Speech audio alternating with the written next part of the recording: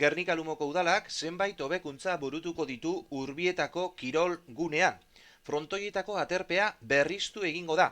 Erabilerarik ez zuen armail zatia eraitsi egin du jada udalak eta egoselaiko belar artifiziala berriztu egingo du. Gogoratu gainera kristales inguratutako 20 metro luze eta metro erdi zabalerako bi padel kantxa ere badaudela jada. Padel gune honetarako 65.666 kakotx bost euroko inbertsioa egin du Gernika Lumoko udalak. Erabilerarik ez zuen armail zatia eraisteko 38.468 euroko inbertsioa egin da, kosta mugapeko administrazioak horrela eskatuta.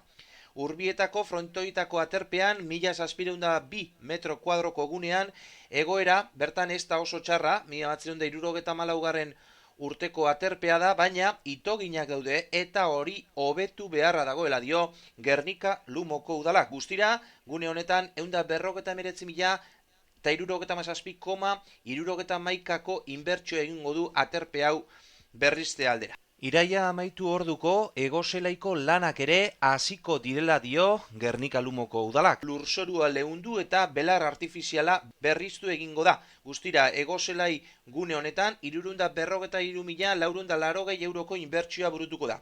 Guztira, lan guztiak kontutan hartuta Urbietan kirolguneak berrizten 606.702 kakotx 28 euroko inbertsio egingo du Gernika Lumoko udalak.